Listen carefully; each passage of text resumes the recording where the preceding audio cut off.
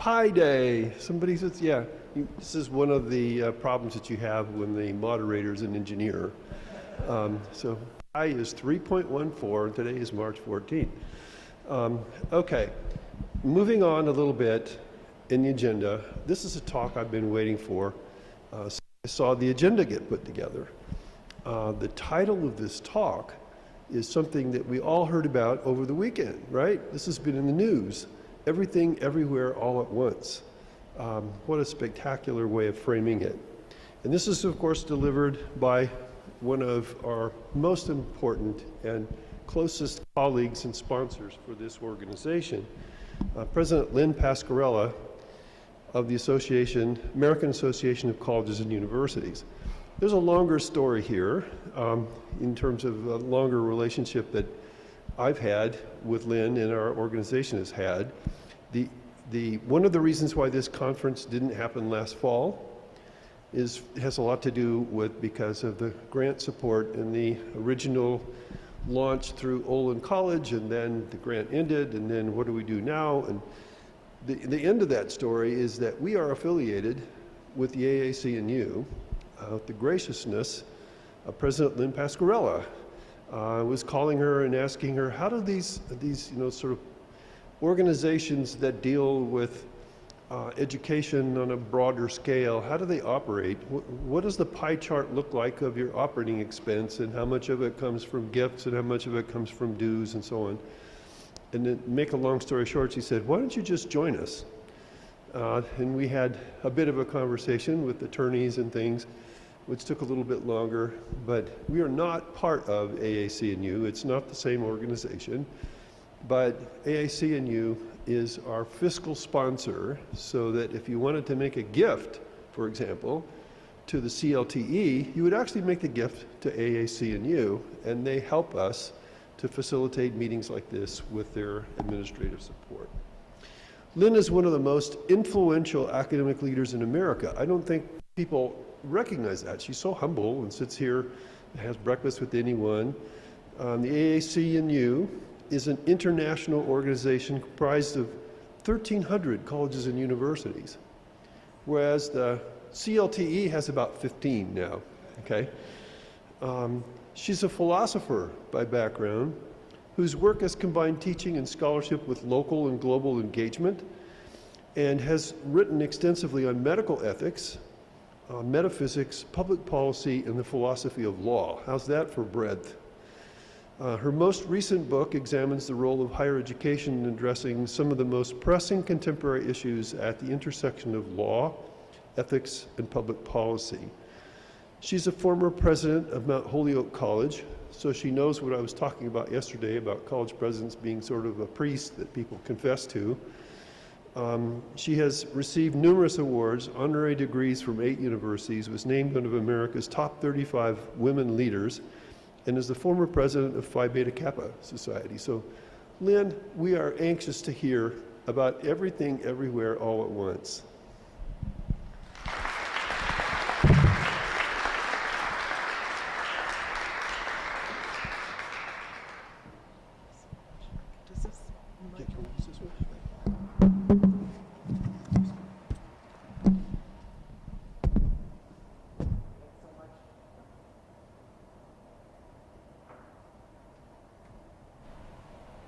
Okay, thanks so much, Rick.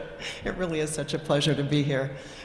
One of my favorite groups, and I've been looking forward to this meeting. So when the 2023 Academy Awards were conferred on Sunday night, as we know, Everything Everywhere All at Once topped the list, garnering 7 Oscars after being nominated in 11 categories. An absurdist comedy drama, the film's hero, Evelyn, finds herself fighting bewildering dangers from the multiverse after an interdimensional rupture unravels reality.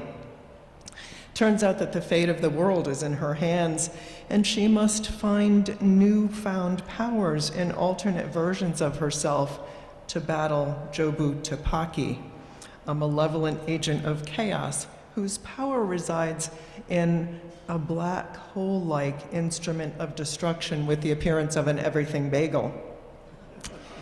While I confess to being a fan of neither sci-fi or absurdism, the film's themes captivated me, especially given their frightening parallels to the current existential threat colleges and universities are facing.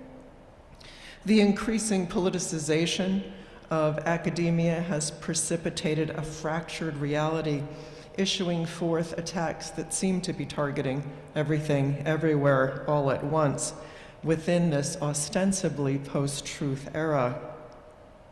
These assaults, which risk undermining the public purpose of American higher education and the democratic principles foundational to it, signal an urgent need for collective action. Educational gag orders restricting discussions of so-called divisive concepts around issues of race, racism, gender, LGBTQ+ identities, and reproductive rights, the banning of books in public libraries, the removal of funding for diversity, equity, and inclusion programs, efforts to eliminate tenure and terminate tenured professors, legislative overreach into the appointment and removal of campus leaders, a state mandate for colleges and universities to switch accreditors following concerns raised by an accrediting body with respect to conflicts of interest and the state's role in infringing upon shared governance and academic freedom, the imposition of ideologically driven civics institutes and general education requirements,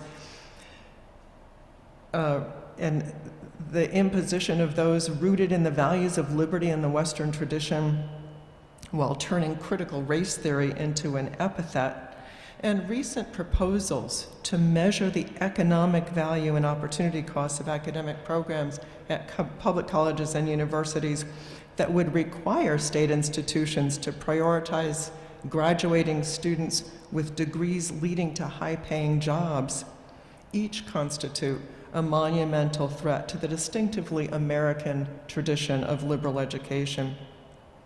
It's a tradition that's grounded in the unfettered pursuit of the truth and in the concept of higher education as a public good. In my recent book, What We Value, Public Health, Social Justice, and Educating for Democracy, I talk about the public purpose of higher education as something I'm particularly passionate about, not only because of my role as president of an association dedicated to promoting the democratic purposes of higher education by advancing equity, innovation, and excellence in liberal education, but also because I was the direct beneficiary of a program designed to promote civic engagement and leadership through educational opportunity. The summer I graduated from high school, I managed to escape the factory work I had done alongside my mother the previous summer only because I received funding under the Comprehensive Employment Training Act. At the time, CETA funds were reserved for high school students at risk of permanent unemployment due to extreme economic and social disadvantages. That fall, I continued working 35 hours a week under the grant with the additional help of Perkins loans and Pell Grants, attended a local community college in the small rural town in which I lived. I had decided to forego a full scholarship to my state's flagship university so that I could be a caregiver for my mother, who had become chronically ill. 2 years later, I transferred to Mount Holyoke College, and within another 2 years was off to Brown for my PhD. But when I graduated, I vowed that I'd never forget the lessons that I learned in that transition. As a result, throughout my career, I've been committed to promoting access to excellence in higher education, regardless of socioeconomic background, to championing the centrality of liberal learning, and to defending political scientist Benjamin Barber's notion of colleges and universities as civic missions. Barber's contention is that neither education nor research can prosper in an unfree society. And schooling, he was convinced, is society's most promising, perhaps its only way of producing citizens who will uphold freedom. Against the backdrop of rising mistrust in higher education and partisan divides over whether access to college remains an essential symbol of equality of opportunity at the heart of the American dream, The reality is that many of our citizens still have closed futures and are, in a real sense, unfree. Indeed, while the liberal education for all campaign is derided by skeptics as an elitist ploy to further ideological indoctrination, the real danger of elitism comes from a failure to recognize the disparate impact of such rhetoric on those who are already the most underserved members of society. The notion that we need more welders and fewer philosophers, that we should train more engineers than art historians, more people in business and industry than in anthropology, and that only those at prestigious institutions should be able to take out loans to study religion, gender studies, or the classics, runs the risk of perpetuating what Thomas Jefferson called an unnatural aristocracy. For this reason, we need to be vigilant in rebutting charges leveled against the liberal arts and sciences, and to recognize those charges for what they are. Collusion in the growth of an intellectual oligarchy in which only the very richest and most prestigious institutions will preserve access to the liberal arts traditions. Today, in the midst of burgeoning economic and racial segregation, it's not enough to simply denounce encroaching authoritarianism and the current illiberal efforts to restrict what can be taught on college and university campuses, and by whom. Instead, higher education leaders at all levels must reclaim and champion liberal education as a distinctive approach to preparing students for career success, democratic citizenship, global engagement, and lifelong learning. For in these days of mounting doubt regarding the value added of college education, we're impeding access not only to the public purpose of higher education, but to its personal purposes as well. And by the personal purpose of higher education, I mean engendering in students the capacity to grapple with the most fundamental questions of human existence. That personal purpose became clear to me during my first semester of college. Among the courses I signed up for was an American literature class. There weren't many students in the class. Most enrolled in courses that more easily translated into better jobs or any job at all. One evening, my professor arranged for us to see a Hartford performance of All the Way Home, a Pulitzer Prize-winning play by Tad Mosel. I had never attended a professional production before, and Hartford was a world away, known only to me as the place that my father traveled nightly on a bus to work third shift as a welder at Pratt & Whitney. I remember piling into the car with my classmates dressed in a blue velveteen jumpsuit. It was the 70s after all. And when the lights dimmed, I was transported. Surrounded by classmates, I stared ahead at the stage and waited for what I could not yet see. After the play, our class went out for Chinese food and talked. The performance had raised so many big questions about faith, grief, and trust. We discussed the last act when a wife mourns her husband's unexpected death. "I hope he loved being," she said, recognizing that the possibility existed that he never realized his own strength and potential. What that evening taught me, and why I remember it after all these years, is that we all have a right to experience being. We are all entitled to live in our strength. We all deserve opportunities to find our best and most authentic selves. A liberal education can be a guide to such personal enrichment, but when we imply that the only outcome disenfranchised students care about is money, we run the risk of circumscribing their futures, both personally and in the public domain. Indeed, positioning employability as the lone metric for determining higher education's value precludes a consideration of the ways in which the illumination of human consciousness through literature, philosophy, music, and the arts allows us to flourish fully as human beings. enriching our experiences as individuals and as members of a community.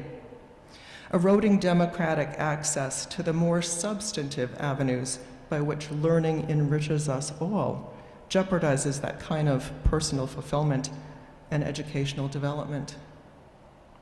The enterprise of helping students discover who they are and what their place is in the world is at the very heart of a liberal education and central to the mission of both AAC&U and CLTE. CLTE's precepts are derived from the conviction that colleges and universities must promote identity, agency, and purpose among students at all types of institutions. Yet in reinforcing the view that positioning students for success in work, citizenship, and life extends beyond helping graduates secure a high-paying job, we also need to take seriously the concern of our critics who claim that higher education is too expensive, too difficult to access, and doesn't teach people 21st century skills. We need to demonstrate that far from the pastoral retreat of the Tweedy past that took place within an ivory tower as a willful disconnect from the practical matters of everyday life, a contemporary liberal education aims to break down that false dichotomy between liberal education and career preparation while aligning that preparation with a sense of purpose. We know from UCLA's annual survey of first-year students entering four-year colleges and universities how much this matters, given that the majority of students who attend college report doing so to get a job, with around 85% saying it's their primary reason for going. But they also want to find, as we've heard, a work that aligns with their purpose. Yesterday, it was noted that evidence for this can be found in the Bates College Gallup report, Forging Pathways to Purposeful Work, which reveals that nationally 95% of four-year college graduates consider a sense of purpose to be at least moderately important to their work, and 4 out of 5 college graduates indicate that it's very important or extremely important to have a sense of purpose in their work. At the end of our session yesterday, we learned that though the study showed that graduates with a high sense of purpose in their work were almost 10 times more likely to express overall well-being, unfortunately, only 40% reported having found a meaningful career, and that only 34% said they were deeply interested in their work. These findings confirm what we already know from the earlier Gallup-Purdue study on college graduates and long-term outcomes released a decade ago, which showcased that alumni who reported having meaningful experiential learning and someone who cared about them as a person were more than twice as likely to report high levels of well-being and work engagement later in life, no matter how long ago they had graduated. We also heard that, unfortunately, less than 5% of college graduates strongly agreed that they had both transformational experiences that serve as catalysts for catalyzing and activating a sense of purpose.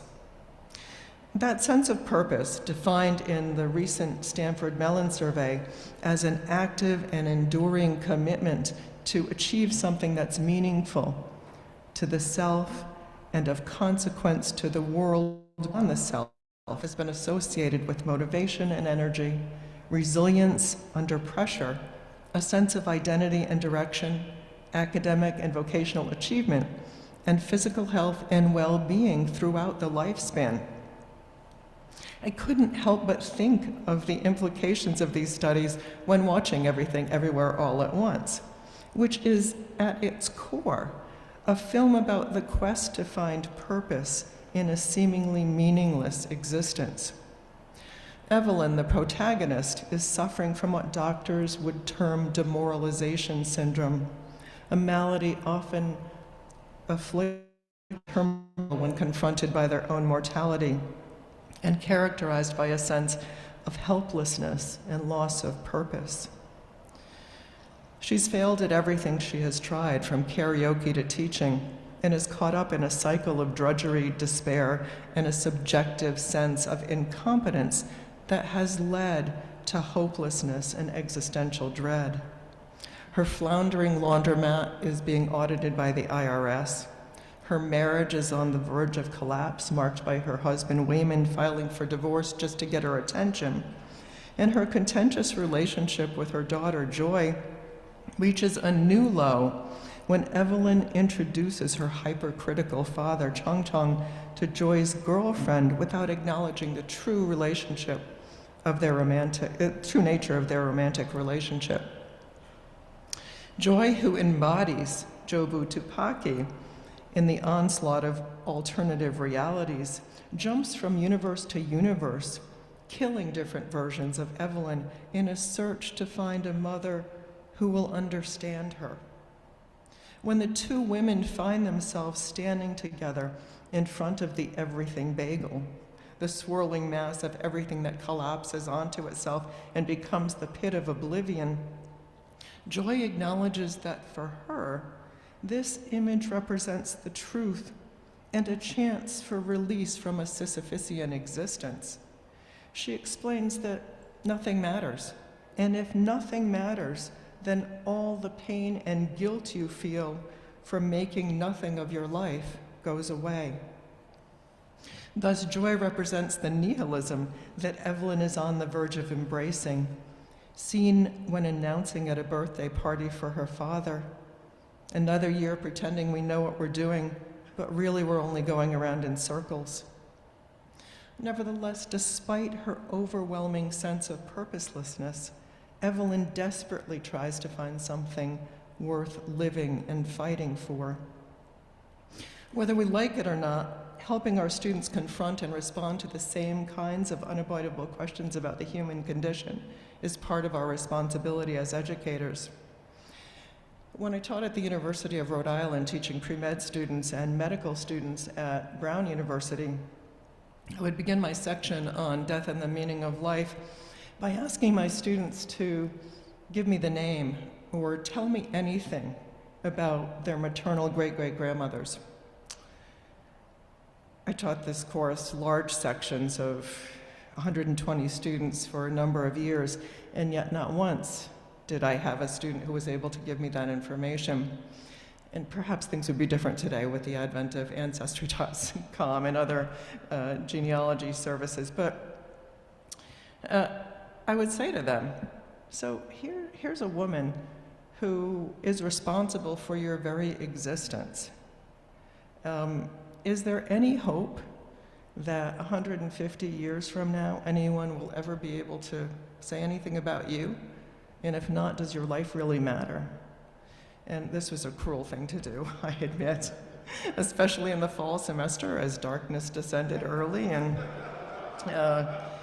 people were getting ready to go home for Thanksgiving break, so you can imagine how many calls I got over break from parents. What did you do to my child? But they would inevitably ask me, so what's the answer? Well, so I talked to them about how I find meaning in my life through service to others and baseball. They would get this puzzled look on their faces. I'm a Red Sox fan, that's not how I get meaning. But I talked to them about an essay written by philosopher Morris Raphael Cohen, who talks about the Jewish American immigrant experience and how baseball provided a mystic unity for those immigrants with something larger than themselves. My point with the exercise was to reinforce that the science they were studying would enable them inevitably to discover the causes and cures of diseases like cancer and Alzheimer's and Parkinson's, but that it couldn't help them to determine how to live their lives in the face of such diagnoses, determine whether there can be meaning in life given the inevitability of death, or to speak to the experience of a mystic unity. I had them read my colleague Al Killay's book, The Politics of Being Mortal. In the process of writing this book, Al's 16-year-old daughter, Mari, who was headed off to Yale, was tragically killed in a car accident on her way to tutor a special needs student. Among the most important points that Al makes in his work is that it's not death we fear, as much as it is the annihilation and the absurdity of a meaningless life. And for him, it's only through a recognition and acceptance of human interdependence and that meaning can be given to both death and life. In the end, this is the lesson that Evelyn learns as well. And her way toward a purposeful life comes from joining in Wayman's plea for kindness, something that director Daniel Kwan admits is a nod to sci-fi author Kurt Vonnegut's perspective that we're here to help each other go through this thing, whatever it is. Wayman lives this philosophy, endlessly annoying Evelyn by affixing googly eyes to bales of laundry in a gesture of humor and compassion, until she comes to realize that what she saw as her husband's weakness, namely his kindness, is really his superpower. During a bitter confrontation, he says, "You tell me it's a cruel world, and we're just running around in circles. I know that. When I choose to see the good side of things, I'm not being naive. It's strategic and necessary. It's how I learned to survive through everything. I know you see yourself as a fighter. Well, I see myself as one too. This is how I fight." Wayman ultimately saves Evelyn from the void, not with reason, but with an emotional plea, revealing the only thing I do know is that we have to be kind, just be kind, especially when we don't know what's going on. From that point on, Evelyn is able to repair everything she has destroyed in the multiverse, and like Wayman's approach to the struggle against the agents of chaos, colleges and universities need to provide each of our students with experiences that will help them activate purpose, employing pedagogies of kindness and even humor, googly eyes and all, along the way. Interestingly, according to Bill Damon's Stanford Mellon study, demographic associations and academic majors had little impact on the likelihood of students developing a sense of purpose. Rather, what activated a sense of purpose among students was engaging in experiences that helped them connect what they were learning to issues that mattered to them and to the broader society, applying their knowledge and skills and interests to address real-world problems, and talking to emotionally supportive mentors inside and outside of the classroom who encouraged their goals and took an interest in their well-being. At AAC&U, we argue that the equity mandate before us requires bringing these practices to scale, knowing that it will necessitate interrogating current policies and programs and engage in a paradigm shift that extends to curricular and pedagogical reform, professional development, changes in how we reward faculty, especially in the tenure and promotion process, and as I noted yesterday, positioning colleges and universities as anchor institutions in which they can demonstrate that their success is inextricably linked to the psychological, social, economic, educational well-being of those in the communities in which they're located and those they seek to serve. In the aftermath of COVID-19, in which 1.6 students dropped out of college, and as we continue to face the prospect of a lost generation of college students, I think about how we might leverage the work of my colleague, Sia Vershelden, whose research focuses on cognitive bandwidth and the ways in which food and shelter insecurities, racism, sexism, homophobia, ableism, and other forms of discrimination reduce the capacity of our students to learn both inside and outside of the classroom. In helping faculty find ways to restore cognitive bandwidth, Sia reveals that the biggest bandwidth stealer for students is belonging uncertainty. Therefore, to do the work we set out before us, we must make sure that our students experiences our campuses as places of welcome and belonging. I want to emphasize two approaches to bandwidth recovery. The first we heard about from Rick at the outset of our meeting, and it's Carol Dweck's now famous groundbreaking research on mindsets, which provides crucial insights into initial steps. Through her scholarship, Dweck underscores the power of growth mindsets in developing students' talents and abilities within the classroom. Her concept of mindset extends beyond individuals and can be applied to institutional and organizational cultures. The right institutional mindsets influence the ability of students to have transformative experiences, and colleges and universities have a responsibility to create a culture that supports a growth mindset. Dweck's attention to the long-neglected area of student motivation and her emphasis on shifting learning away from high-stakes testing and memorization to deeper, more joyful learning are especially important at this time when so many students have, by almost all accounts, become increasingly disengaged and mental illness among students is skyrocketing. Equally compelling is the work of educational scholars such as Kate Denial, who make the case for adopting pedagogies of kindness in which compassion is applied to every situation. Denial endeavors to find a space for all students to do their best work by making the classroom accessible to everyone. For her, this takes the form of collaborating with students around the ways syllabi, assignments, and assessments are designed, as well as the life experiences that should be respected in the classroom. Her commitment to believing students and believing in students goes a long way toward upending the transactional model of education and promoting models of transformation at the core of CLTE's work.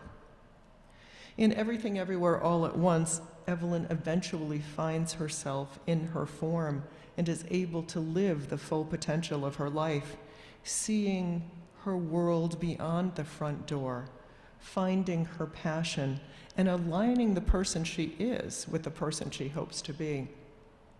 To truly fulfill the promise of American higher education, the task before us is to help each and every student find themselves in their forms. For as Daniel Kwan, one of the directors of Everything Everywhere All at Once, said in his acceptance speech when he was receiving the award for Best Director, everyone has genius inside of them, waiting to erupt. Thank you.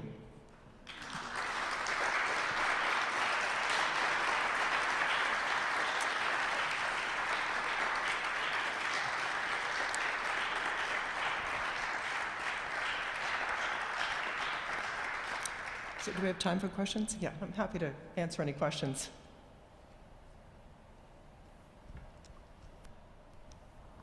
Yes. Thank you. It's been really a treat to listen to you. Thank you.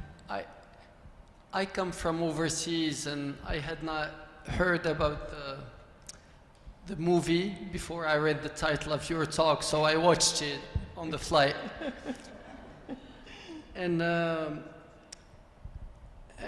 so I just want to share one observation that some of the colleagues make back home with respect to well-being. I often hear on campus that this generation of students feels lost in a loss of references and anchors. And one of the things that I hear is that back home, some of it may be due to the fact that they're living at least 3 cultures at the same time. Their culture, the culture of their parents with the gap, and the third culture online. Our students spend 40 to 60% of their time online, and that culture is very different from the 2 cultures that they see day to day. And so when I watched the movie, that came to mind, and some of the colleagues worry about what will happen tomorrow with the metaverse. And how that, if this hypothesis about living different cultures and being lost because of this is true, how would the metaverse and there are reasons to believe that it's coming because there's so much financial interest in it's becoming a reality.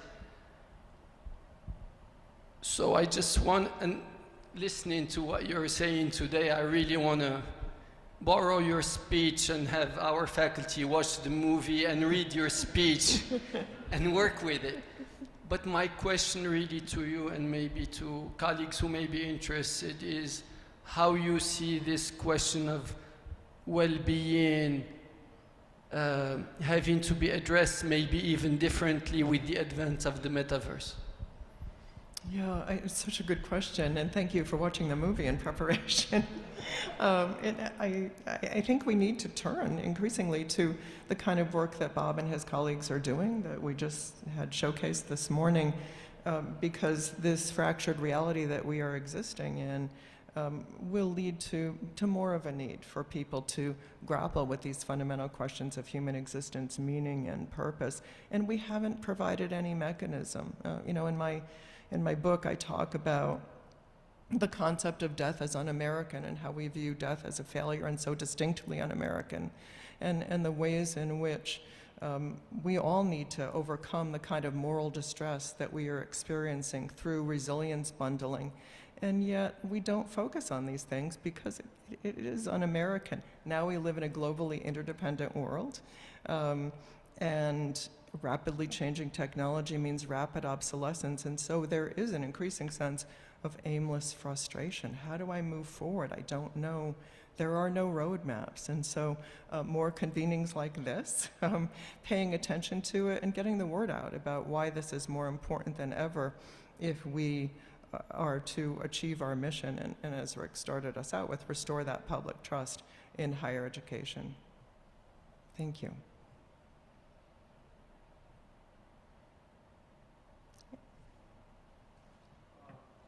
Thank you very much. You're welcome. Thanks so much.